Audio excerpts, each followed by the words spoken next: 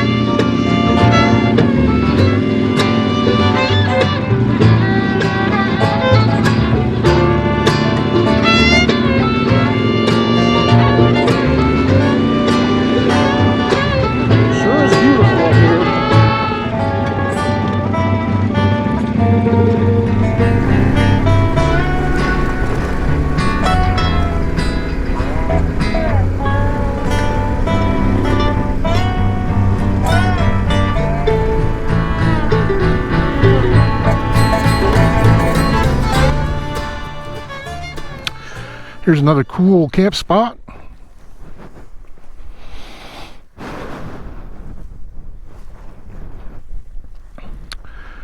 And I'm not sure if I'm going to be camping out here tonight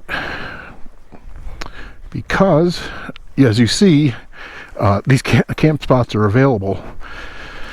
And the problem is I've scheduled my camping trip right in the middle of a monsoon cycle. So nightly the storms come out of the valley down in the desert, they travel up the mountains, they hit the rim and they get pushed up, I don't know, something like 1800 feet, 2,000 feet, and those storms come down and they just attack lightning all over these cliffs here. And if you're in a tent with aluminum poles or under a very lovely ponderosa pine, you may be in for a shocking experience. So I may drink in the beauty that is the Mogollon Rim and find some place deeper in the forest to go pitch my tent.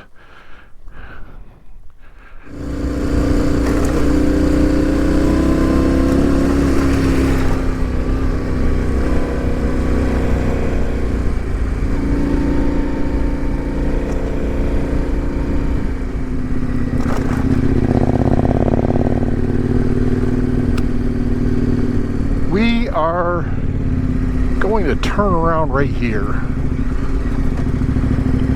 The road goes in a ways for a while, and I think we'll just wrap it back, get a little bit more look-see, and then maybe go in forest a little bit more and ride some trails and then find a camp spot.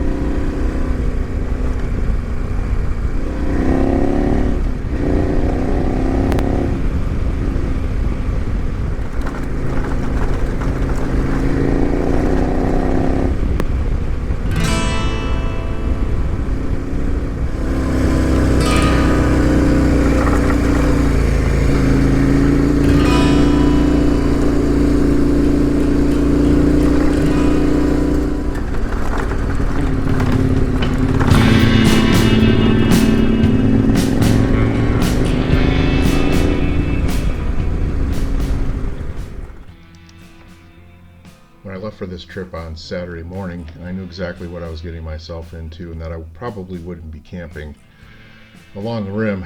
This is a trip I make every year and camp right on the rocks, right on the edge, and it's just kind of a yearly annual thing that I like to do. It doesn't always make it to video. Thursday When I got up, there was 0% chance of rain. Thursday evening, it had gotten up to like 10 or 15%. By the time I left work on Friday, it was in that 40% range. I just decided that, you know, at some point you've got to make a decision and go, because you're just going to miss your opportunity to go camping. Oh, this is great here. This guy almost took me out. Not paying attention whatsoever. So I decided, after running the rim, and I had mapped out some good camping spots, to head back into the forest to get away from the rim and the really active weather.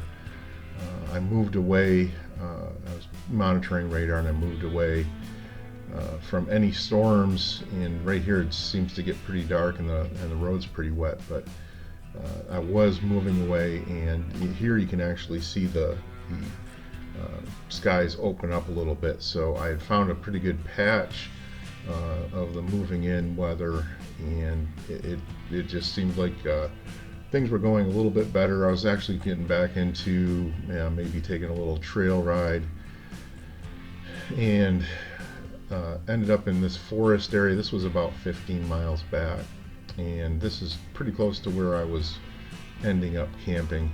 There's some nice little trails around there. I probably did about 10 miles of bebopping around the woods in this portion, and I come out right in a good stand of pines right here, and looking around for widowmakers. The storm, I was concerned about getting windy.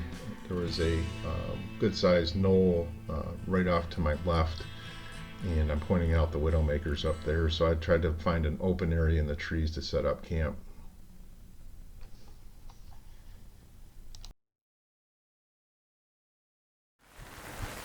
All right, guys, I got camp set up, and it was raining when I was setting it up, but I was able to stay dry with my little tarp there and get the tent set up underneath it, so that was very helpful, and it gives me a little bit extra protection when I'm sitting out in front there. So I got a little place to sit. I may push the tent back a little bit, but everything I have here is stuff that I've had on the bike. I carry on the bike all the time for long trips. Especially that tarp comes in very handy for situations like this, where you're out in the rain, or you're riding along and you hit a downpour. At least you can pull it out of the bag and put it over top of you, and you stay dry for a little bit. So I should be in pretty good shape for tonight. I'm going to get under the shelter there and wait out the rain, see if it's short term. If not, I'll get changed into my camp clothes, but no sense in doing it now. I've got waterproof clothes on, so doesn't matter if I get wet or not.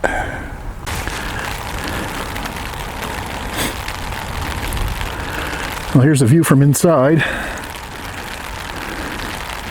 Nice and dry. Hear the rain hitting the tarp. Tent's right behind me, and anything that's not waterproof is inside there, safe and sound, or it's in the bike. So this really isn't that bad. It's actually kind of nice. Rain hitting the top of the tarp, and it's kind of relaxing. And thankfully it's not a downpour, it's just a steady drizzle. There is definitely a lot of booming and banging going on. A couple seemed like they were right overhead, but I got the lightning tracker on and set for 10-mile radius, and there's probably been about 8 strikes to my southeast, but they're probably about 5-6 miles away, something like that.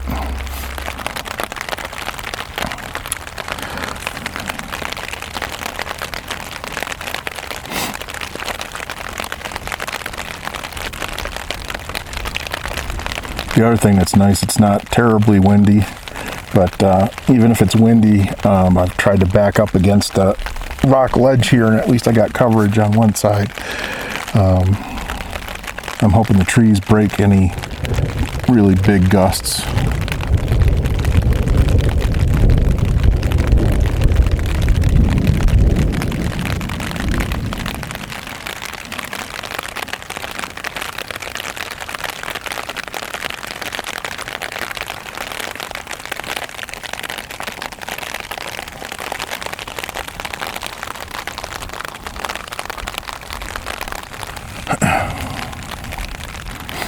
So you should really think about how you, what you have in your packs, or what you're packing in your packs if you haven't done it yet.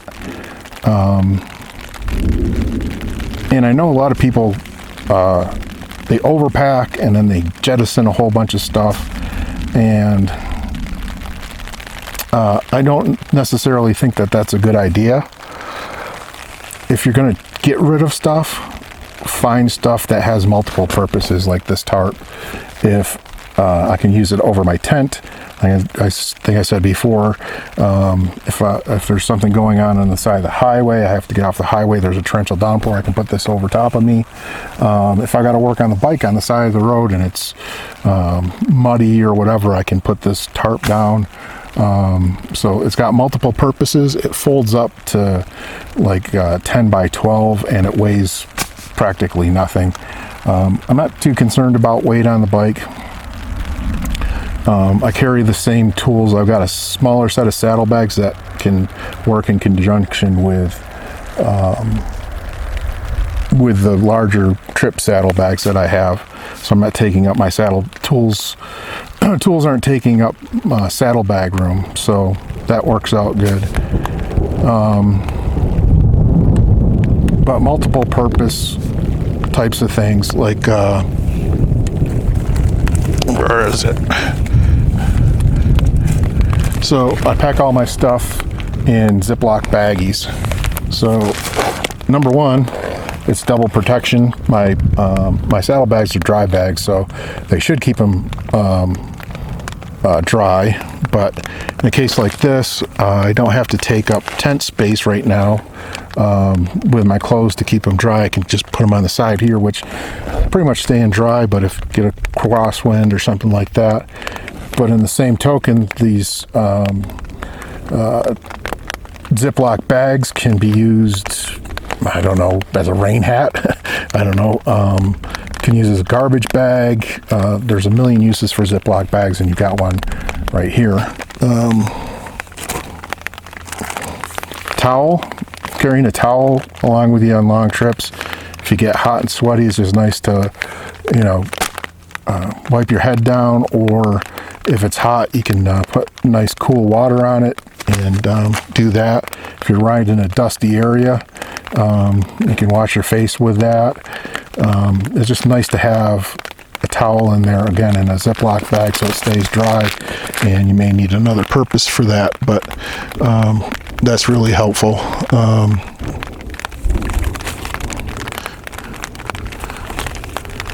Packing a set of camp shoes. These actually crush down pretty small and they're pretty light. It's nice to have camp shoes. Get out of your motorcycle boots.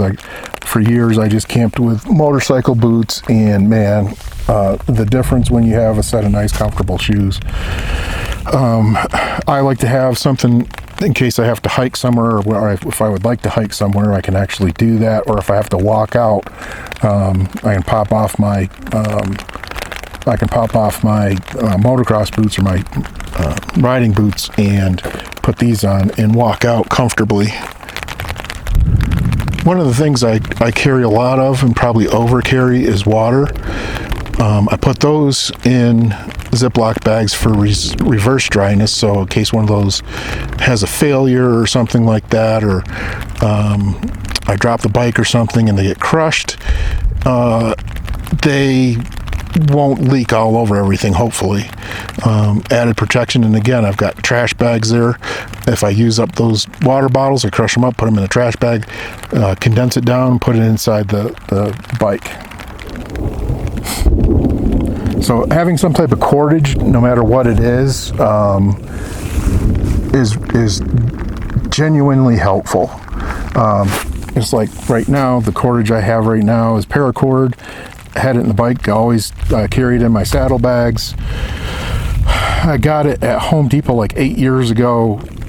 It was like $15 for 100 or 1,500 yards, 150 yards, something like that. I don't know.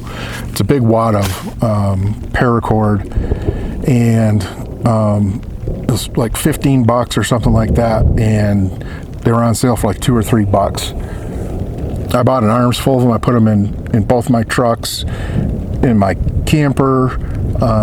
It goes in my saddlebags on my bike. It's in my travel saddlebags.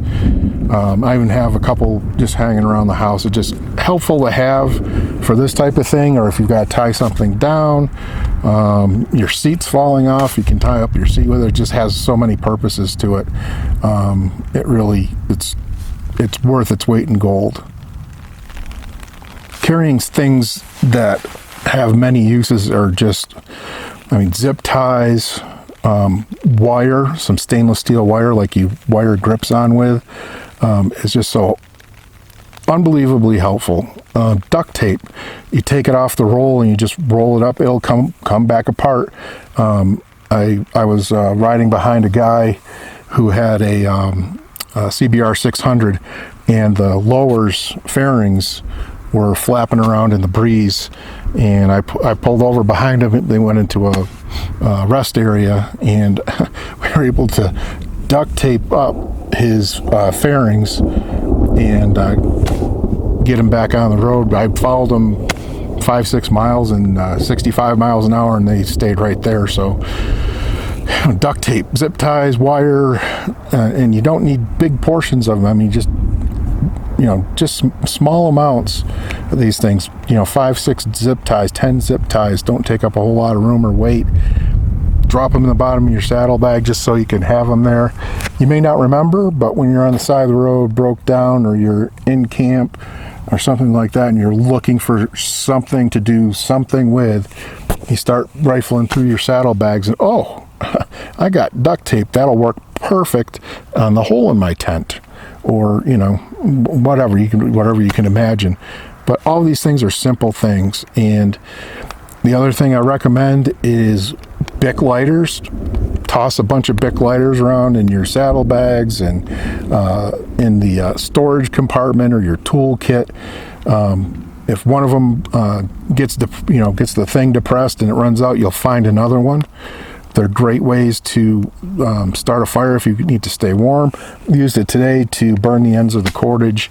Those are just great. They last forever. They take a million strikes, and they still keep going. I used to smoke 3 packs a day, and they'd last me for months. So, and that was the little ones. Get the regular size ones. They don't take up a whole lot of room. That whole, bow saw, overlanding or whatever they call it, stuff, you're not gonna, the average person isn't going to be able to do that, and it takes a long time for an expert to do that. So if you want to be a hero, go ahead and do that, but I'd carry a Bic lighter just as a backup. And to back up that backup, go to Walmart or Ace Hardware and get one of those magnesiums and steel. They're like $3 and they work great. They're cheap. Maybe they're not Gerber quality or whoever makes that stuff, but they work, and all you need them usually is to work once or twice. And one of those in the bottom of your saddlebag, or in your tool kit or something like that, is going to be it's going to be a lifesaver, or at least make you a lot more comfortable if you break down. You can see my ubiquitous Mountain House dried meals over there, and those are light. They pack up easy, or easy to cook. They work good with the rocket stove. You just got to boil water. But that's not the only thing that you should have. Carry some Slim Jims are great. You can toss those in. You don't have to worry about those things spoiling. Some small bags of nuts, or even a Ziploc bag with some nuts in it. Just some protein and some calories in case you know, your rocket stove doesn't work, or you forgot your mountain house stuff. In another pocket you have the nuts and Slim Jims or some type of snack like that. If you're a granola cruncher, then, you know, a bag of granola or trail mix or something like that, just as an extra. Sometimes you can't make it to lunch, you're out on the trail. You know, it's just something small. You know, 4 or 5 ounces would make enough for a lunch, so that you still have the calories and you don't get tired on your ride. And along with some water and staying hydrated, you know, actually having an extra water source is a great idea. Today, the hose on my Camelback, or hydration pack, it's not really a Camelback, decided to leak, and all the water, the whole 2 liters, leaked out all over the seat on my bike. And if that's all I had and that's all I was counting on, I know some folks, that's what they use, 2 liters for their camping trip, to cook with, to hydrate with. I would have been done. I'd have to, you know, go into town or head home or whatever, but I would have had an interruption in my trip, or been very thirsty. So these things here just fit right on top of the saddlebags, and they're easy to do. Plus I carry, I've got a Rotopax, man, the Tusk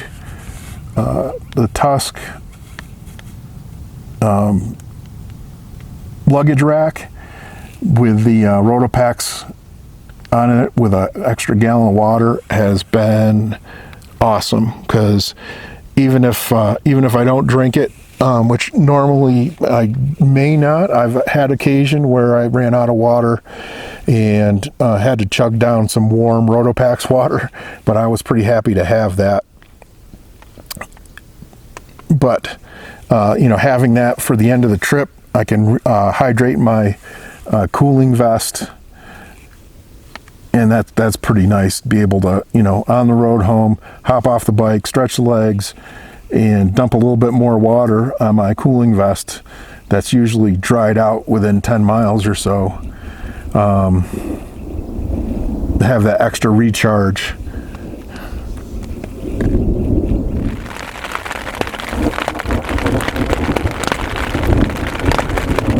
I've hopped in the tent. Radar showing that it's going to get here pretty nasty here in about 5-10 minutes, maybe 20. The rain's definitely picked up bigger drops and stuff, so hopped in the tent for right now and see how the weather goes.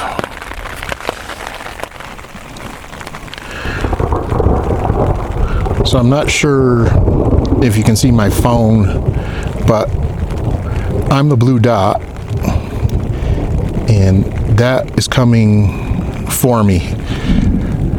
So we'll see what red and orange and yellow surrounded by green is going to look like. I'm hoping it breezes by, because the direction is kind of diagonal, but as you can hear, it's probably going to come right over me in some fashion. So it shouldn't take too long, hoping not more than a half an hour or so, but we'll see what it looks like.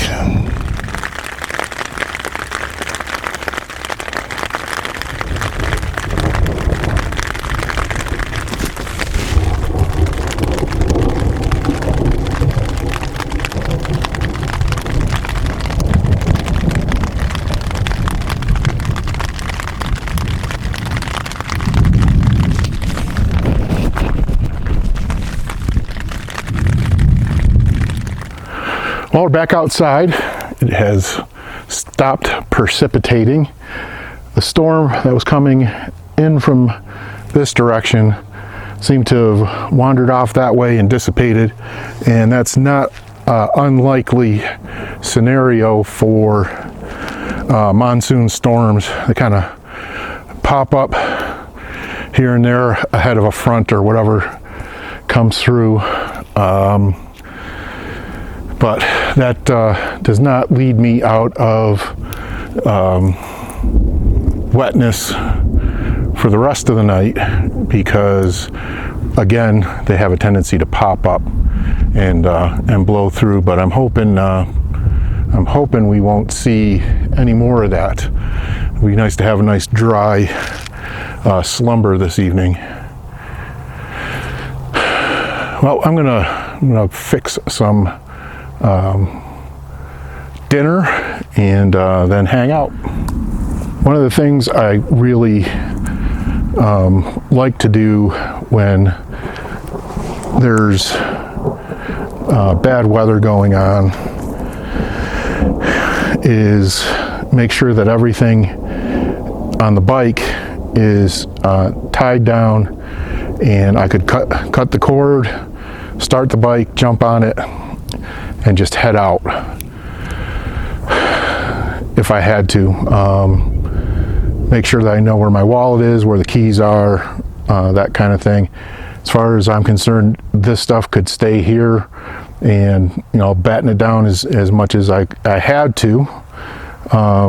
But my preference is to be able to evacuate if there was a major storm that came through and it didn't like it was going to stop for hours.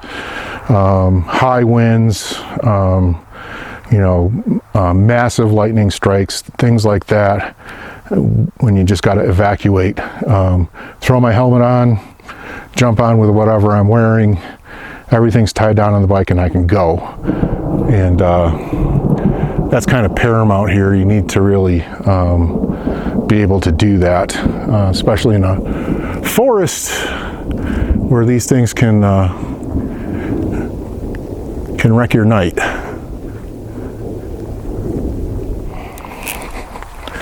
All right, I have not heard any booming or banging in the last 20 minutes or so. So we're gonna go do some exploring. I parked specifically behind this knoll to get some protection. Kind of an odd formation right in the middle of nowhere. It's a round hump. Most of the rock around here is porous volcanic rock. And that's a lot of the San Francisco Peaks activity.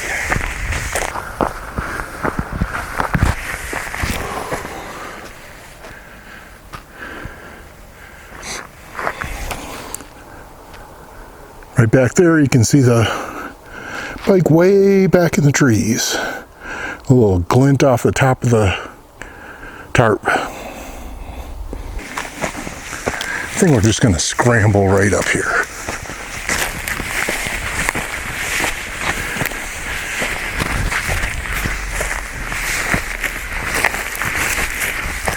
Look at the pretty flowers.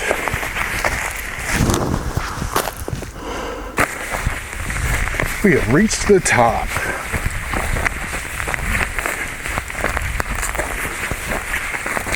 A little bit of a view there.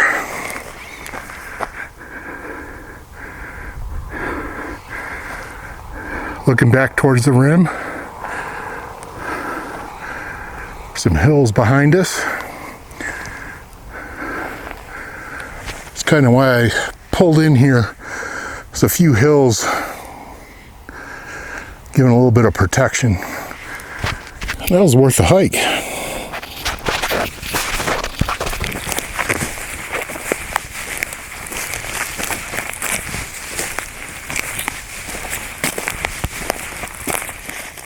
I apologize for not sharing my cooking experience and meal with you, but I just had the best freeze-dried, however you want to call it, meal, and not just Mountain House freeze-dried meal. This is about the best dried meal that you will have the chicken is actually like chicken, and then you dehydrate the mashed potatoes in the chicken water, and the breast is it's actually like you just grilled a breast. It's $8 or $9, but it is worth every penny of it. And like I said, it's probably the best freeze-dried meal out of any brand out there, and hard to get. It's really hard to find, but this is probably the best one out there. I have removed the contacts from my eyes, affixed the glasses to my head that I've been wearing since I was 5 years old. I'm going to enjoy an adult beverage and then hit the sleeping bag, and we will see you guys in the morning. So everything's packed up, and even the trash is on the bike, getting ready to get stowed away on there. Take a walk around, make sure you got everything, including all of the crapola that you brought. Bring a Walmart bag or a Ziploc bag, stuff that stuff in there. I've got everything on the bike. We'll jump on and do a little bit of exploring. I want to take a run down to the west, sorry, to the south here, and check out what's going on down there, and then we'll have our way out.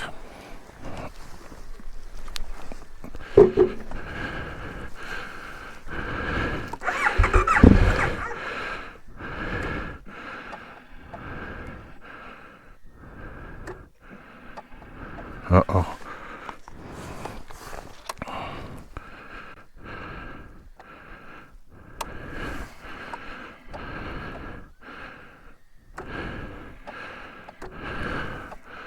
Shit.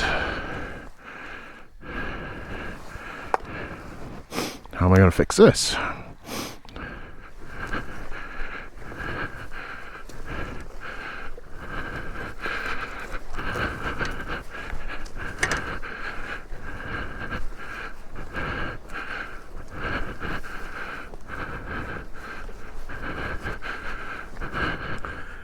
So a little bit of an update. Still no start. Tried bump starting it down some hills, but the hills were just not big enough. And I don't know if you could do that with this high compression beast on dirt. So no bump start, and 2.5 hours of pushing, some of it up small grades. I am bushed. I'm only maybe about 1/10 of a mile from pavement, and one of the reasons why I picked this is hardly anybody, or nearly nobody, comes out here, and nobody's come by that I could ask to pull me to start. So I think if I can get it out to pavement, we might be in good shape. Made it to pavement. I just gotta either wait on a helpful soul or decide whether I want to call roadside assistance. I don't need to push the SOS button, but I should be able to do something from here. But you never know what's going to happen, and I have the solution for this sitting right inside my pickup. I've got a jump starter that's this big, could fit in any of these bags.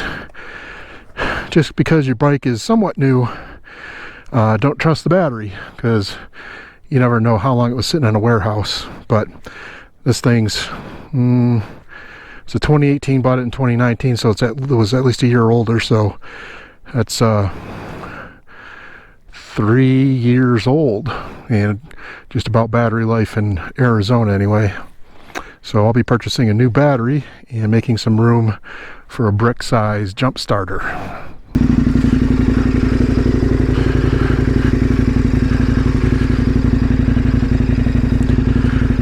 Alright, so here's the story.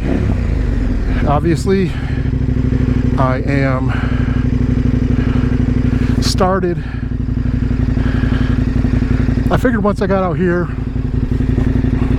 I'd have some semblance of cell service. At least I could text. And I had made 2 texts and lost service. So the next option would be to push the SOS button or try to text my wife, but it takes an hour for the text to go out and an hour for the text to come back. And dealing with insurance roadside assistance is mind-numbingly stupid. It would probably take 100 texts. So my next option was to rely on the kindness of others. So I would say a dozen cars went by and not a one of them even recognized me. Lady in a side-by-side and her husband and kids went by, saw me, waved, gave me the thumbs up, and as I was, all I needed was a bump start, which that may not have worked with that. Bump starting is you put a tag line between the 2 vehicles, they drag you along, and you dump the clutch. Probably about another 8, she just kept going. So I pushed it up to the top of this little hill, and that didn't do it. And a kind guy in a pickup truck, I waved him over, and I said, "What can I do for you?" He said, "You want a jump start?" And I said, "No, I just need you to pull me, do a bump start."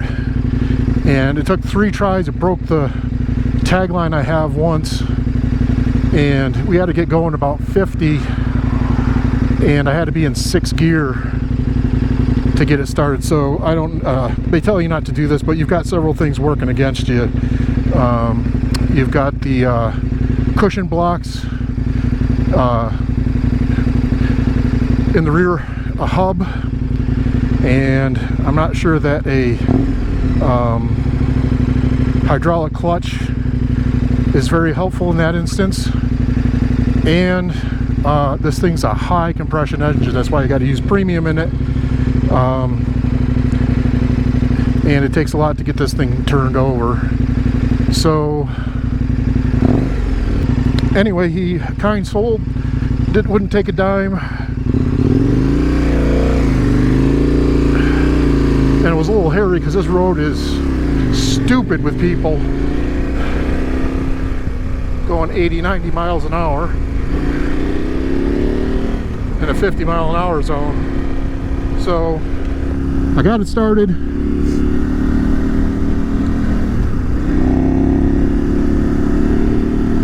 So now I've got to get it home, and I got a gas stop which I'll have to shut off the bike for. I'm hoping I'll get it charged up enough to do that. So one more thing I need to add is something to jumpstart this thing with.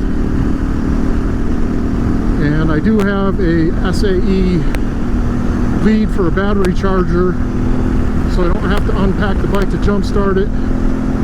I'm going to take a opposite SAE connector and make a couple of tabs that I can use to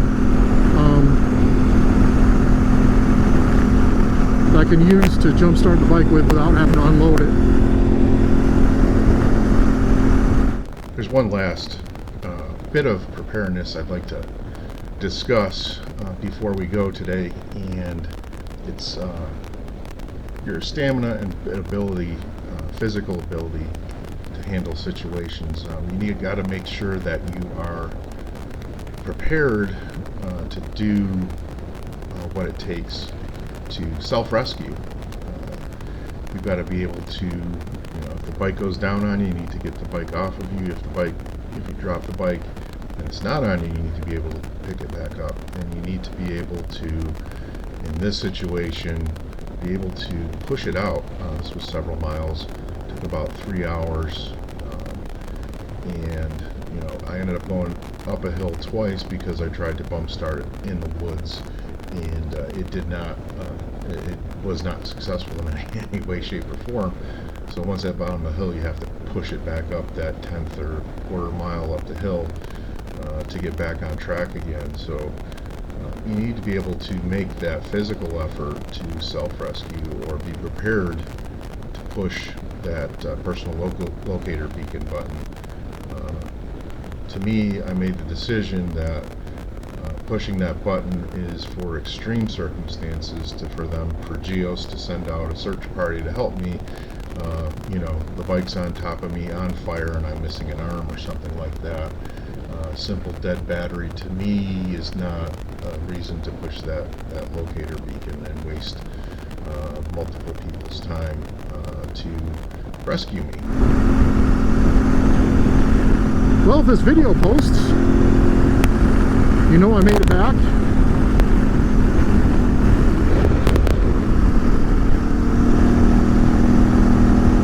As always, I appreciate you watching. Thanks for watching any and all of my videos.